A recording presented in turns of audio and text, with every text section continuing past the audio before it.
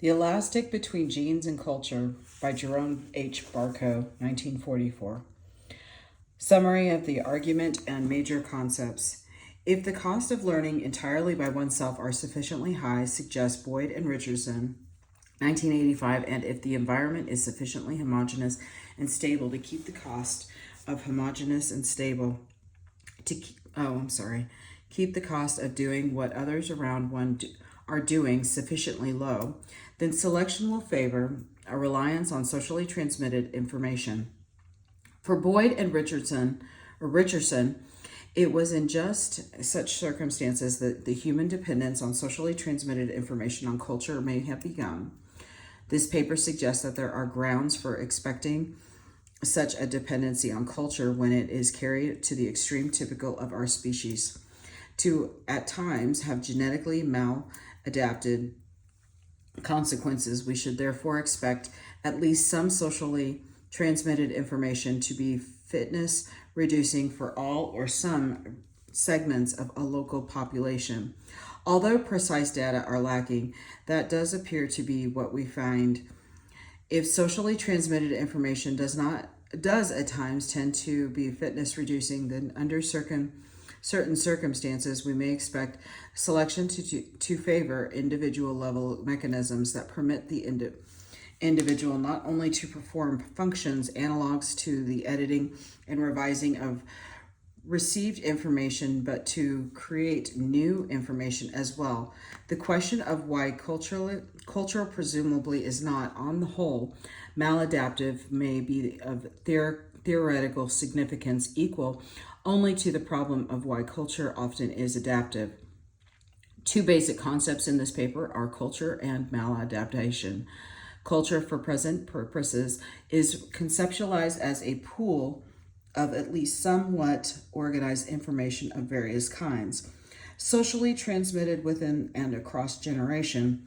The psychological, i.e. individual level, processes involved in this transmission, usually not termed socialization or enculturalization, are not well understood. Maladaptation here means tend to lower genetic fitness. A maladaptive culture trait is socially transmitted information that tends to lead to behavior like to lower the fitness of those who accept it. There is no requirement that the trait be universally accepted or that it have the same effects on fitness for all segments of the population. The present article stresses the genetically maladaptive, though the bias of evolutionary theorists had been strongly in the opposite direction, that the topic has been somewhat neglected. Maladaptation is a complex concept with implications having to do with gain, with net benefits, and with measurement. The measurement problem is the simplest conceptually. There are only practical, not theoretical, answers to the question of how many generations we must take into account before we decide whether a given trait is adaptive, maladaptive, or neutral. In practice, we very often cannot even observe the individuals for a single generation, and we are forced to use measures such as copulatory success when we speak of maladaptive or fitness reducing culture traits. We are forced to use a very indirect measures of lowered fitness, such as the prevalence of illness or the depletion of soil or of a fishery. The use of indirect measures would appear to be an unavoidable problem in any discussion of maladaptive cultural traits. Difficulties in measurements are further complicated by the reoccurring theoretical problem of the unit of selection. Whether we consider a trait adaptive or maladaptive may depend upon the scale of our analysis. This ambiguity reflects the fact that when we measure fitness, we are actually measuring net effect on fitness. Any trait form of the pleiotropic gene to the level of cultural capacity itself will be selected in terms of its on-balance net effect on fitness. An adaptive trait is simply one for which benefit outweigh costs. However, it is considered a cost of an on-balance adaptive trait at a molar scale may be considered a maladaptive trait on a more molecular scale. For example, arboreal adaptation in howler monkeys presumably is an adaptation, i.e., the benefits of relative freedom from predation and access to food are greater than the cost of, example, falls from trees. If we move to a finer scale, the tendency to fall from trees itself becomes a maladaptive trait. Similarly, in this paper, I will be arguing for the existence of genetically maladaptive culture traits, even though it is possible to move upwards in scale and so to redefine them as cost of adaptive traits. Why should socially transmitted information at times be fitness reducing? Such maladaptive might occur due to four processes. One, environments alter natural change, may make previously useful practices deleterious, as when a reduction in mean annual rainfall causes traditional cover to fail repeatedly. Two, expenses emerge. Techniques may be fitness enhancing in this short term, fitness reducing in the long term. For example, deleterious environmental changes may be human created, as when fisheries or soil fertility are exhausted, or when goats contribute to desertification. Alternatively, apparently beneficial traits may have more immediate but still unperceived costs. A grain may be placed by root crop because they later yields more calories for the same amount of effort. Much less apparent is that this higher yield comes at the expense of protein. Three, errors accumulate. Incorrect data get transmitted. For example, people may come to believe that a potentially important nutriment such as the tomato is poisonous. Number four, elites appropriate. Wealth and power are unequally distributed, and the teachings of a dominant group may tend to enhance the relative fitness of its members at the expense of that of others. It can be argued that culture is an arena for social conflict, and deception and misinformation are powerful weapons. If the tendency for culture to move in fitness reducing directions is real and has resulted in selection for psychological mechanisms to counter this tendency, what are those mechanisms? These mechanisms, I would hypothesize, are not separate and distinct from those associated with our tendencies to enhance our fitness more directly. Selection to encounter genetically maladaptive cultural traits seems most likely not to have generated special purpose mechanisms that do nothing but revise all socially transmitted information. Rather, mechanisms that already revise socially transmitted information, specifically in our own fitness interest, would also tend to revise culture, often eliminating fitness reducing information. For example, the stereotyped rebellion adolescent may be questioning both received culture and personal position in society. Other likely dual purpose psychological characteristics may include our tendency to imitate the successful and the prestigious in place of, at times, our own kin. Political rebellion and revolution, and the deliberate socialization of children by parents wishing to transmit a revised culture to take offspring. This paper will largely ignore the individual fitness aspects of such psychological mechanisms and emphasize their effects on culture. Cultural information is not homogeneous, and selection has presumably favored our tending to revise some categories of socially transmitted information more readily than others.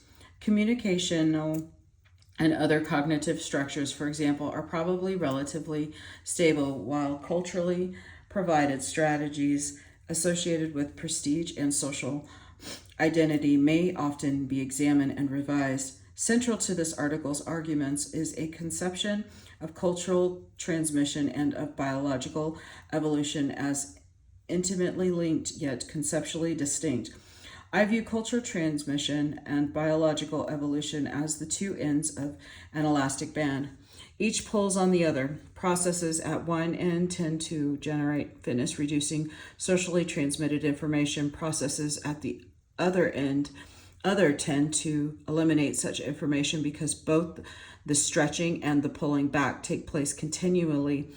At no time is any culture likely to be entirely fitness enhancing for all of its participants, nor is any culture likely to be entirely genetically maladaptive.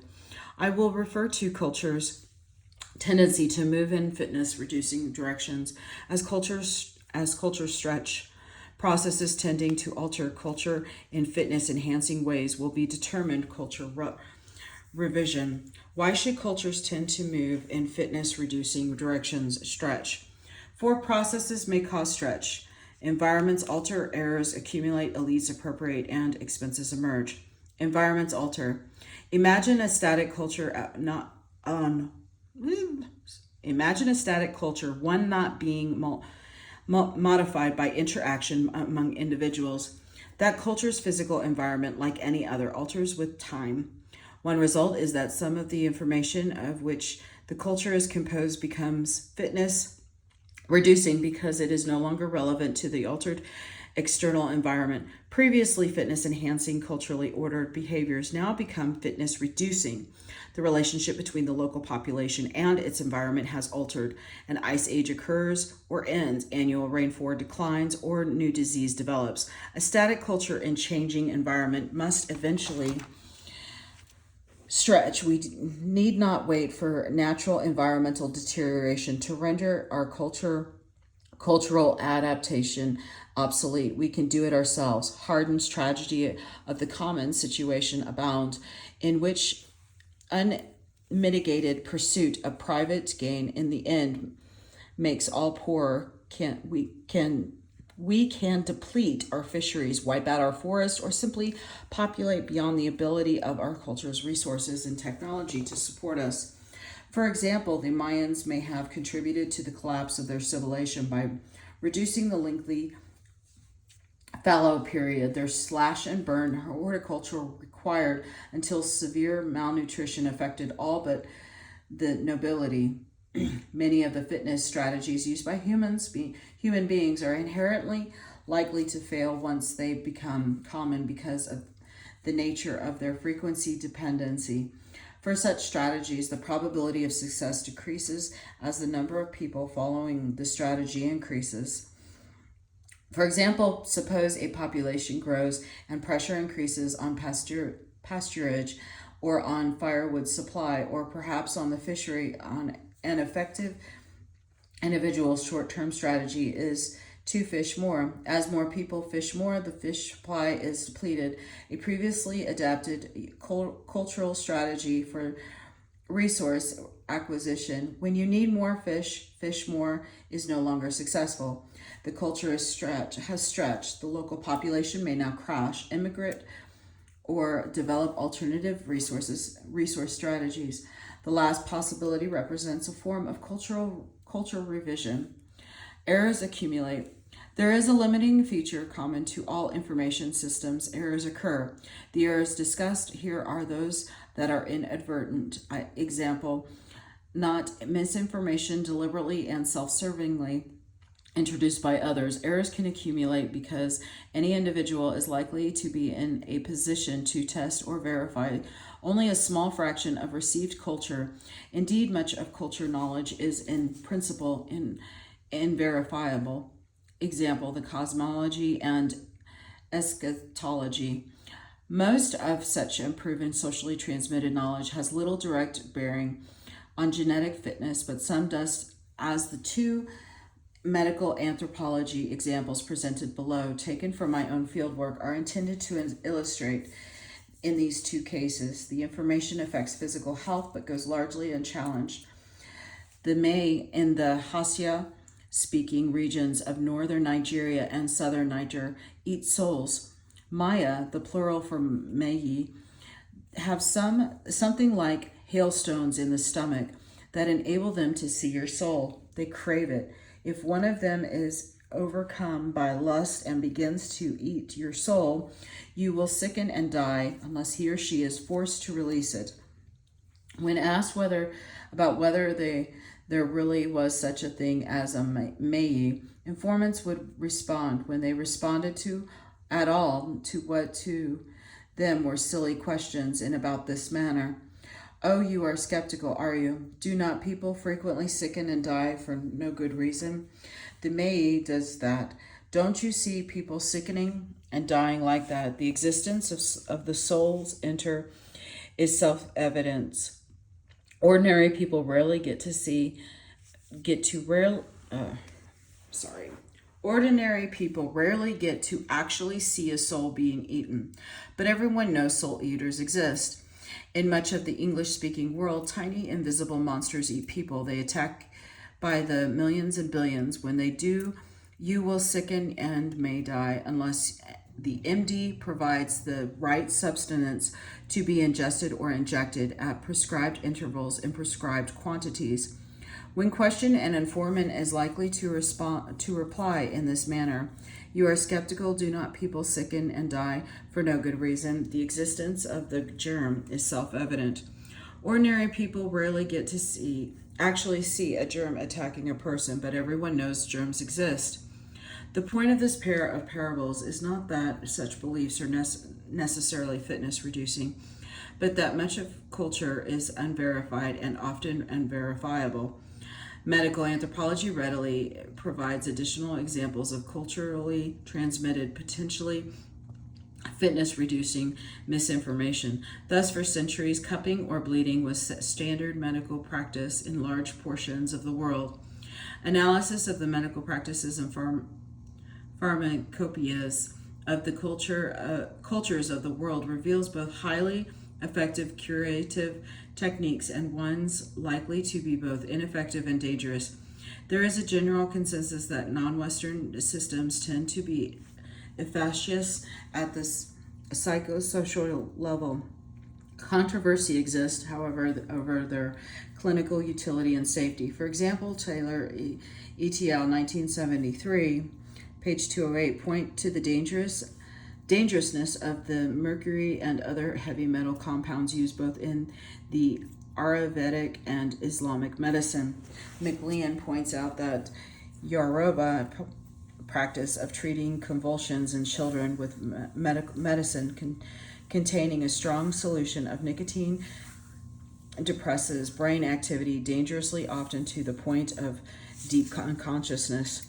Nutrition and food are other areas in which cultures may include potentially fitness reducing misinformation. For example, prior to 1820, the tomato was considered by North Americans to be poisonous.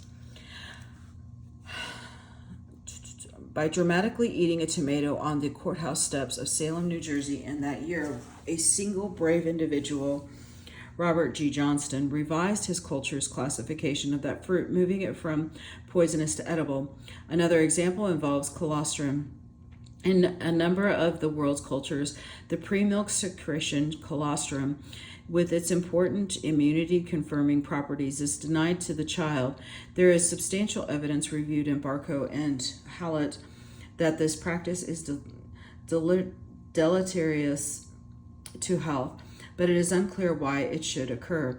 There is no evidence of any other mammal denying its young the colostrum. Here is a typical account of colostrum denial taken from Berlin's study of rural Pakistan. A mother's milk is believed to be safra. For 7 days following birth, so the baby is fed a mixture of water and brown sugar. By dipping a twisted cloth into an open cup of the gurpani, sweet water or sherbet, because the cup is exposed to flies, newborn babies frequently develop intestinal infections, and many died of marasmus and dehydration within 2 to 3 weeks. Between 60 and 65% of all babies die within the first month to 6 weeks of life. Because of the high infant mortality rate, babies are often not given a name until they are a year or more old. Berlin goes on to document the sharp food restrictions on the pregnant women and the new mother. Such restrictions are quite common cross-culturally, often involve foods high in protein and constitute examples of what are quite likely to be fitness-reducing nutritional practices.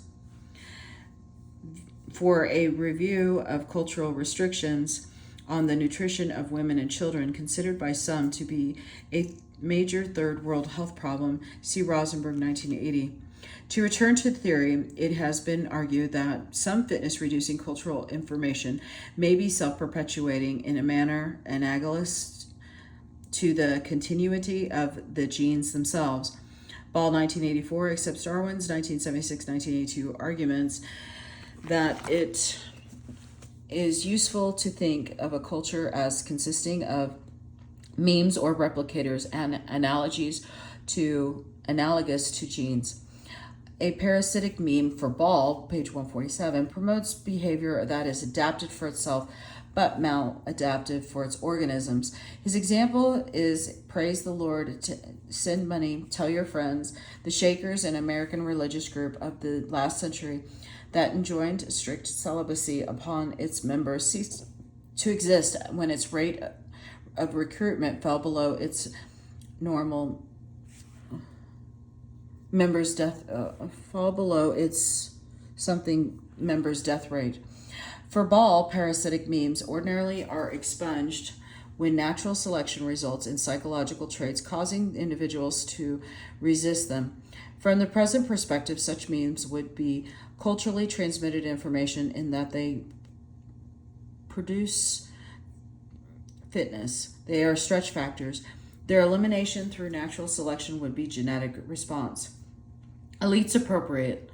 Social inequality may well be a major source of fitness-reducing cultural traits. Hunter-gatherers, some prefer foraging. Societies are generally higher egalitarian. All individuals enjoy approximately the same standard of living, the same diet, and the same comforts everywhere else to varying degrees. Inequality reigns. The high in status are likely to use their position to promote cultural traits directly to or indirectly to their own fitness interests, but discussion of social inequality first requires emphasizing the distinction between society and culture.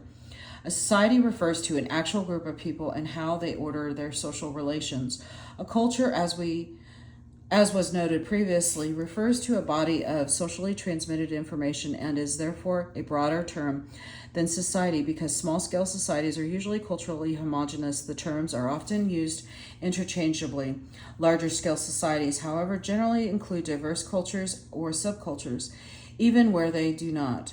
They exhibit social stratification, inequalities, and conflicts among the components of a society are ubiquitous. Indeed, for sociology's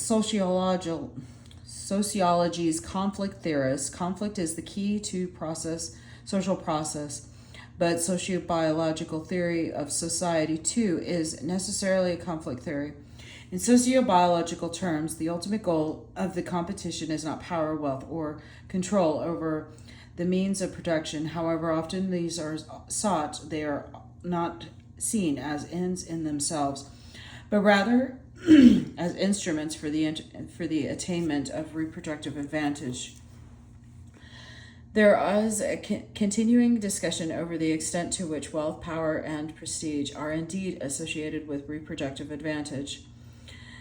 Let's see. Clearly, there is at least some reason to believe that in our own zero population growth, North American and Western European societies, the association is not inevitable. For non-industrial societies, however, the case is clearer for power equaling reproductive advantage. Bedsig's 1986 cross-cultural survey, for example, establishes that in such societies there is a strong association between physical power over the lives of others and number of wives and children. It seems reasonable to suggest that powerful elites are likely to manipulate cultural traits in the interest of maintaining their status and therefore indirectly their possible reproductive advantage. Thus, much of ideology and religion can arguably be interpreted as reflecting efforts by elites to buttress their position. The resulting socially transmitted information may have to do with the powerful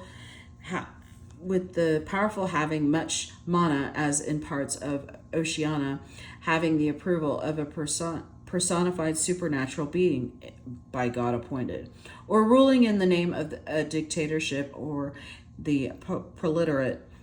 In general, elites strive to convince the rest of the population that what is in the interest of the elite is also in the interest of the non-elite. For example, droit de seigneur is typically defined as an honor for the bridegroom. Of course, elites many at times accidentally undermine their own positions and often fail to prevail. However, to the extent that the elites succeed in introducing information into the culture that reaffirms their high position and leads to their reproductive advantage, they are acting in a manner likely to be contrary to the fitness interests of the rest of their society, since the interests of the non-elite presumably lie either in egalitarianism or in themselves becoming members of the elite. Because children actively engage in cognitive mapping of physical and social reality, they are likely to be especially vulnerable to such manipulation of cultural information in the interest of others. If this reasoning is accurate, then we would expect children to be readily persuaded, for example, to enlist in holy wars and children's crusades that, in fact, are more in the interest of an older elite than in their own. Not just secular, but much of religious ideology, as well as it has been argued, represents manipulative misinformation disseminated by those whose fitness interests are thereby served. Alexander, 1974, Van Dan, Berg, 1979, Lumsden, and Wilson, 1985. Christianity is not the only Nietzschean slave religion. Any belief system that teaches acceptance and forbearance in order to achieve supernatural reward after death may be in effect supporting existing inequalities. Hinduism, too, for example, with its concept of transmigration of the soul and accumulated karmic burden, also potentially serves to support existing political systems. The same can be said to this much smaller scale religion of the Migili, or Koro, of Nigeria's Middle Belt, where the senior age grade monopoly of supernatural authority certainly buttressed this gerontocracy. Barkow, 1982. On the other hand, the politically less powerful are not necessarily powerless. In the area of religion, for example, they may succeed in spreading the belief that they are morally superior or even supernaturally more powerful than are those who rule. Moral authority can channel discontent into revolution, as the Shah of Iran discovered. Alternatively, the ruler may find himself so hedged about with ritual restrictions and taboos to find his actual power curtailed, and of course the weak of 1 year may be the powerful in the next. None of this lessens of the reality of an unequal division of political power within the most societies. Social inequality may thus be a major cause of stretch. Relative reproductive advantage is just that, relative. Advantage for one component of a society, whether a class or cultural group, means disadvantage for another.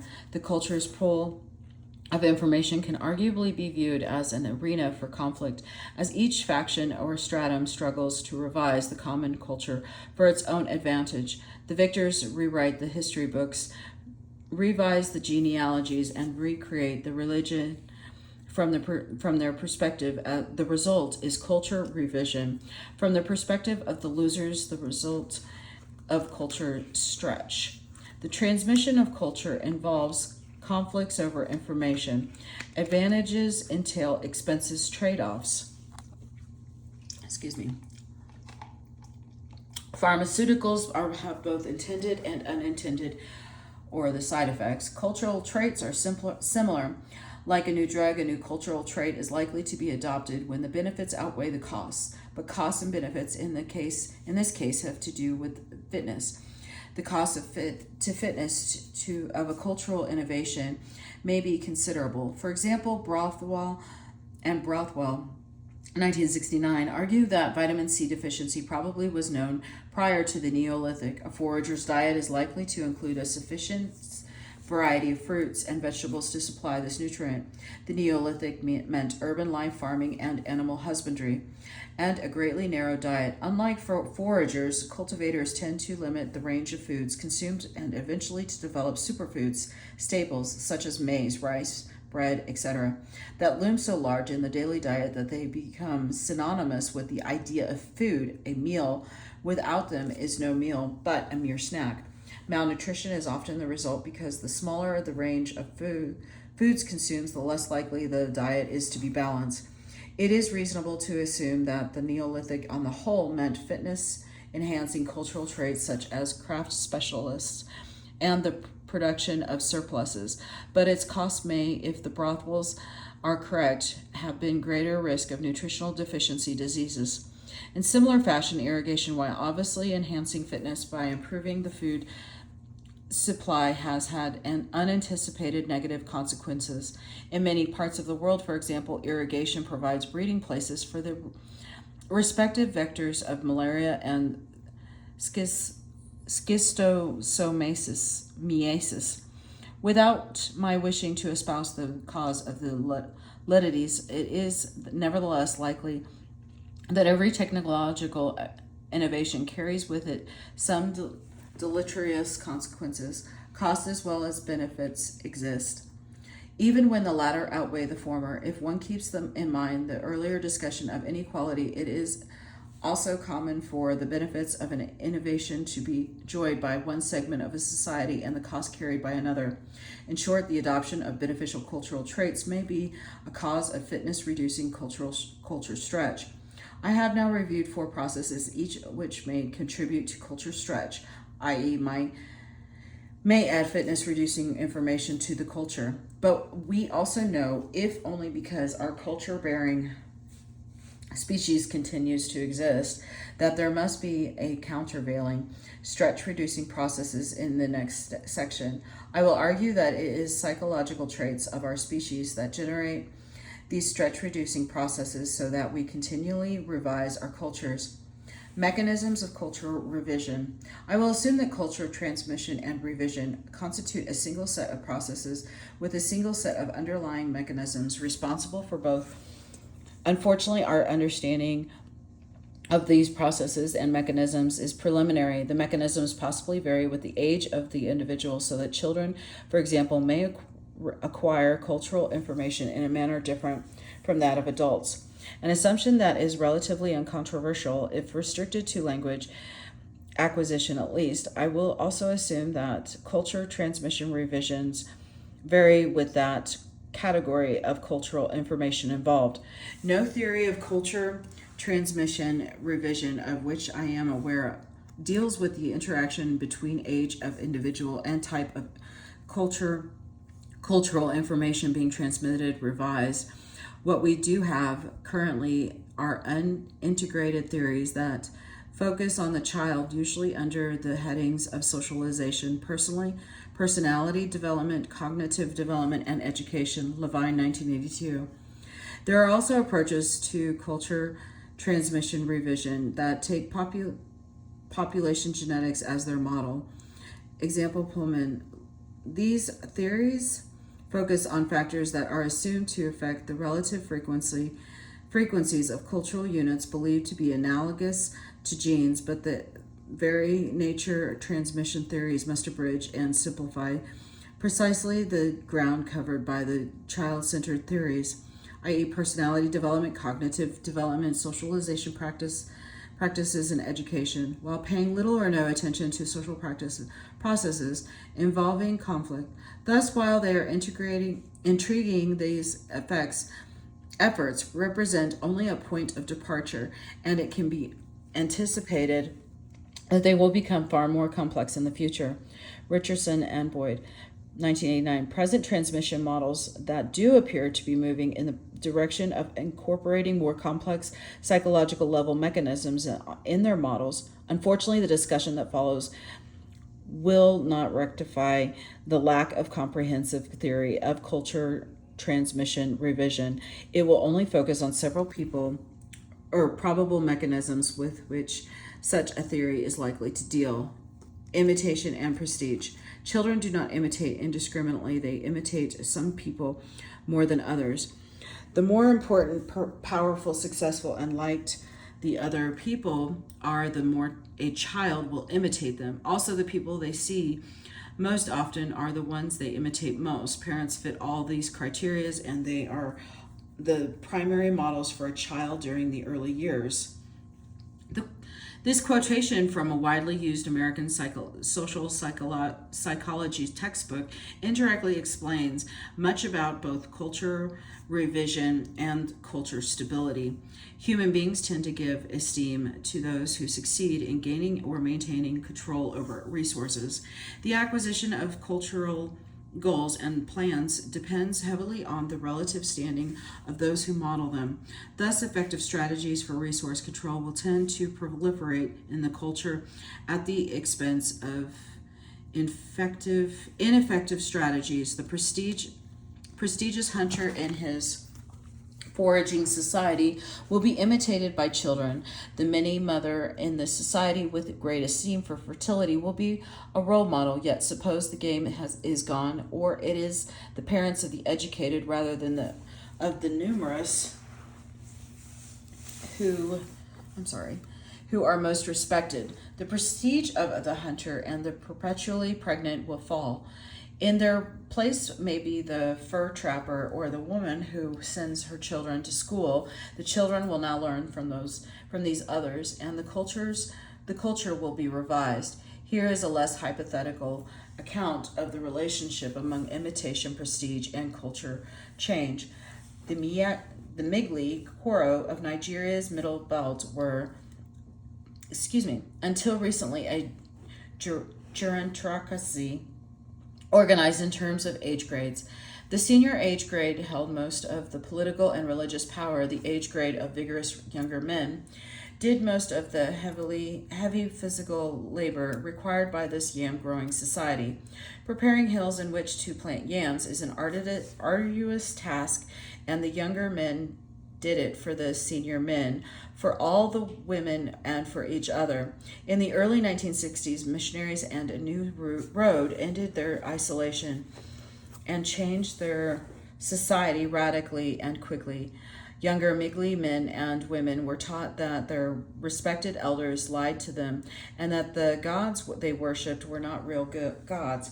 The Migli were exposed to other groups, including the missionary groups, that could marshal far more in power and wealth than could their own elders.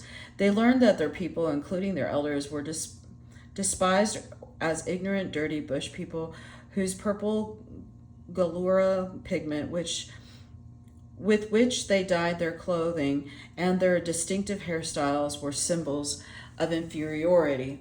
In 1967, some of the younger men, along with some Migli members of the Nigerian army who were home on leave, forcibly seized several elders in the marketplace and cut off their hair. The younger men now began to refuse to work for the elders, instead putting their labor into their own fields. The value of produce had increased greatly shortly before this time, and the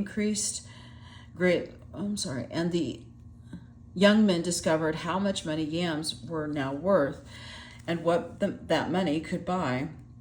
The age-graded gerontocracy collapsed. The people converted almost en masse to Roman Catholicism, and the elders and women had to rely on neighbors and close kin to help in the most strenuous tasks that are now performed for them only when and if the young men were finished with their own work. When the elders had been perceived as high in status and as being in control of key resources, they were imitated and the culture perpetuated itself. Once a change in scale showed the elders to be low in prestige and power in the wide society, they were no longer considered worthy of being learned from. Young men and women looked elsewhere, particularly to Christmas of other Nigerian ethnic groups, for models based on Barkow and unpublished field notes. Similar tales can be garnered from the literature of ethnicity and assimilation. Immigrant children often perceive their parents as low in status and power and model themselves after dominant individuals. They may reject the parental language and values, more self-aware as adults. They may seek their lost roots, possibly reflecting on a new and higher evaluation of the relative standing of their ethnic group. But groups are not equally subject to the melting pot process. If children's experiences are shaped such that they never cease to see their home culture as of high standing, then they should be resistant to acculturation. Child and adolescent rebelliousness. Excuse me. The extent to which child and adolescent rebelliousness is correcting is an important but unstudied question. The gap seems odd in view of the immense literature on child and adolescent cognitive, emotional, and social development, and one on parent-child attachment. Little, if any, of that literature, however, concerns itself with culture transmission and change per se. For example, some reports suggest that fathers who played little or no role in child rearing tend to have physically aggressive sons, but we do not know how this factor affects culture transmission or how it is linked to social learning. It seems likely that it is so linked because the emotional warmth of models affects what we learn from them. One of the tasks of adolescence is that of establishing an identity elsewhere. I have argued that identity is in this context closely equates with being a member of social group. Membership involves a young person's weighing the status of the various groups and categories into which he or she might be accepted. Note that such weighing of social identities and group memberships is itself a revising of culture, in that the frequencies of particular parts or particular sets of roles and statuses are affected. Thus, the winning a position and revising the cultural processes for the adolescent appears to be at least somewhat coincident. Not that to the sensitivity to peer group pressure and to social status, often characteristics of adolescence, fathers both of these processes. Adolescence favors both of these processes. Oppression and rebellion. Resistance to oppression appears to be an evolved social psychological trait of our species. Recalling the earlier discussion of the elite's appropriate low-power social groups occasionally seek to alter their society and revise their culture through physical violence. A detailed discussion of the factors that determine whether a revolution actually takes place is beyond the scope of this paper. Presumably, each individual involved, in effect, weighs the relative costs and benefits of the status quo versus revolution. Presumably, too, the balance between the individual and collective solution is of importance, so long as each individual, as an individual, believes it's possible that he or she, or at least his or her children, may escape the situation through personal effort.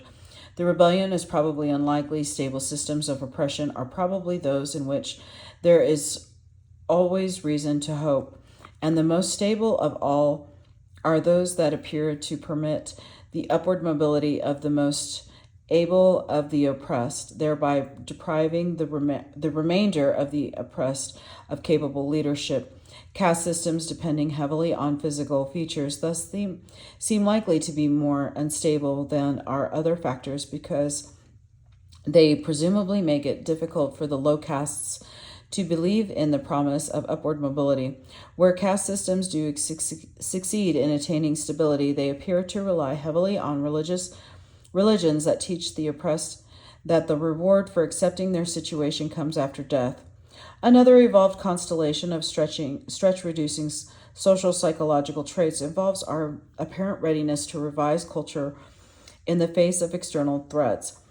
This tendency appears to be related to the ethnocentrism syndrome, Levine and Campbell. In their view, in-group solidarity usually increases in the face of external threat, so presumably does the strength of ideologies justifying in-group solidarity. Deliberate socialization. Culture revisions involves consciousness or conscious deliberate decision making as well as non-volitional processes. I hope I didn't mispronounce, sorry.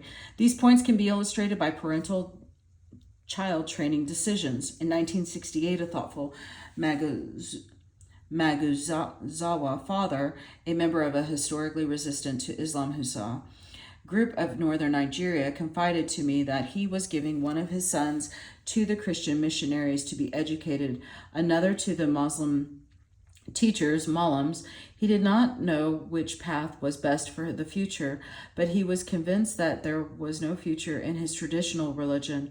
Soon he explained to everyone that he would have to be a Christian or a Muslim. His mien was sad as we discussed the future, but he was doing what he felt was best for his children. Thoughtfully trying to do what is best for the children may not be universal, but it does seem quite widespread, assuming that this tendency does arise frequently among parents. Then it would appear to help to move culture in fitness enhancing directions. Many parents do not simply attempt to replicate themselves in their children.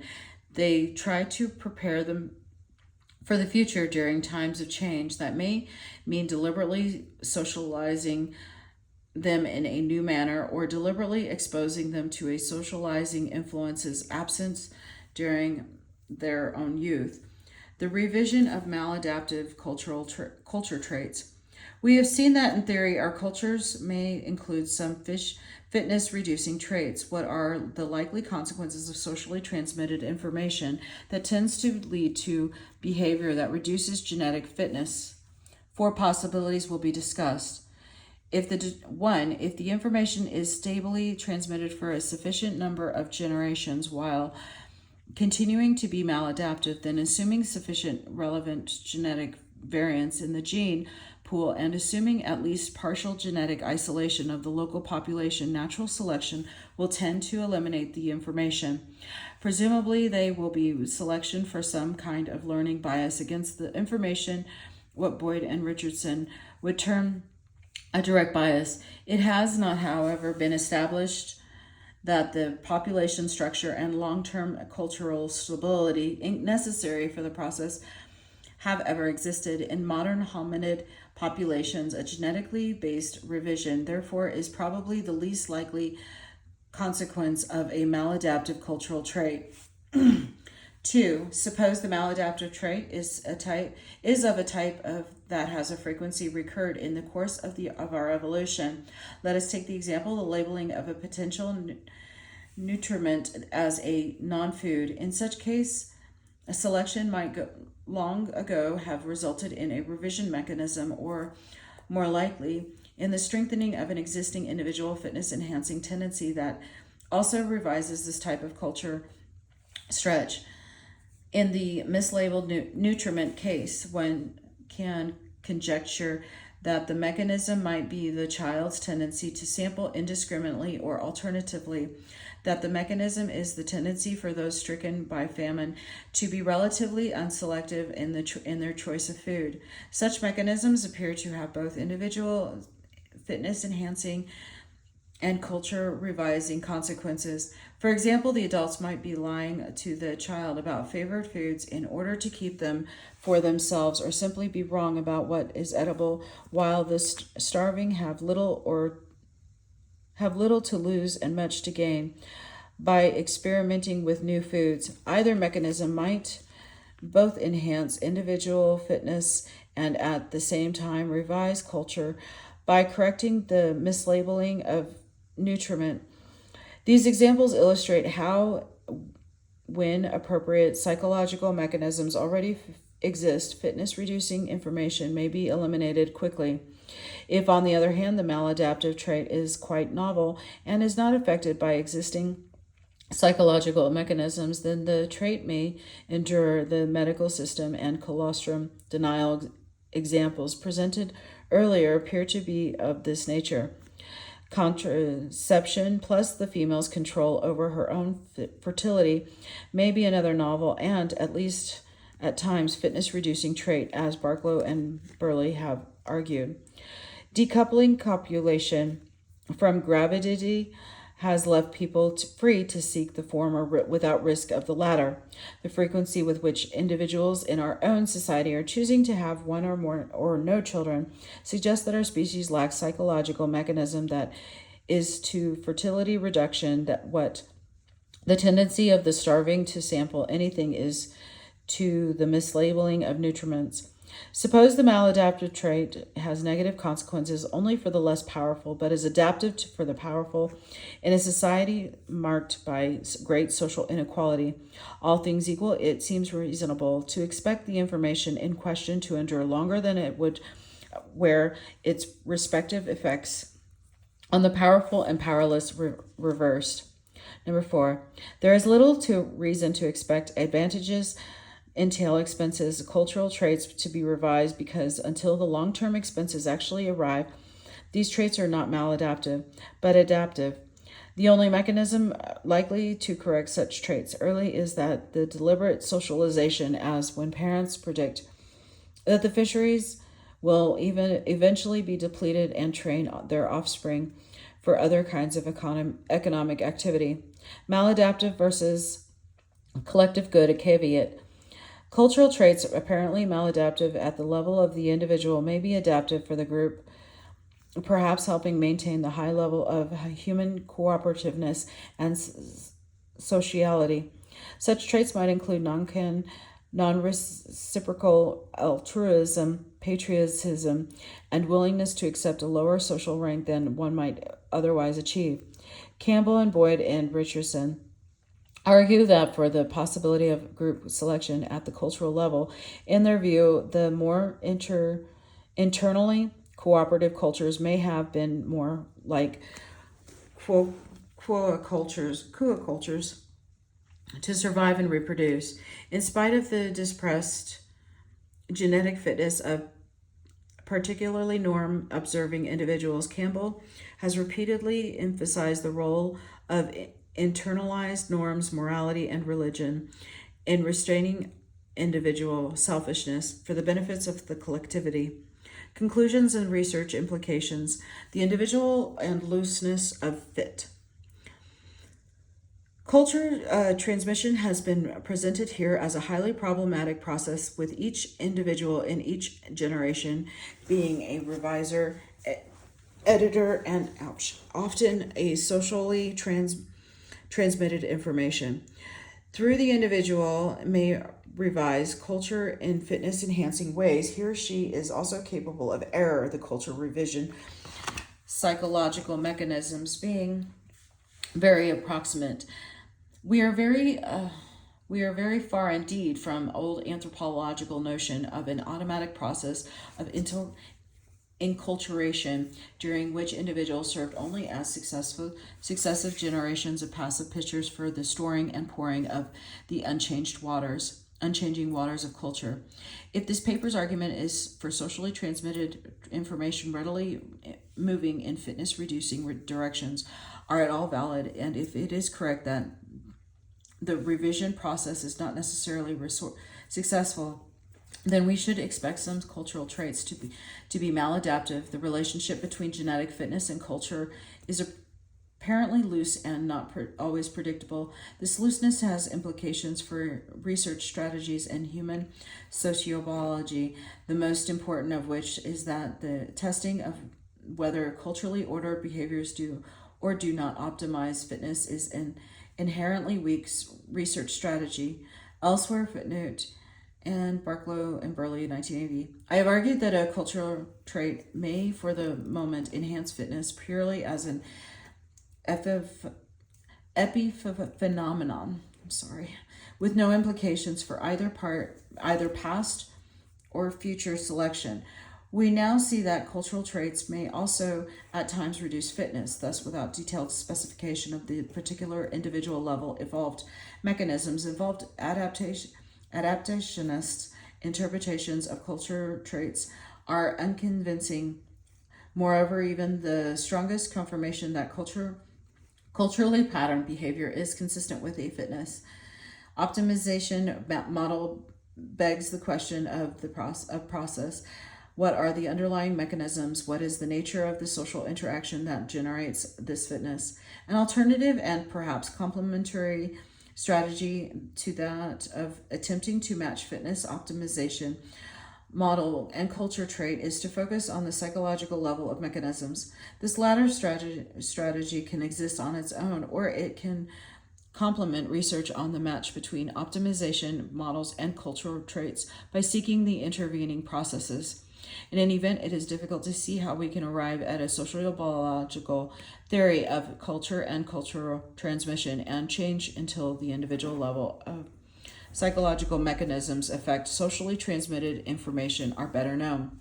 Here are the notes and the references, should you wish to pause and read this. And here is the final thing of the, thank you.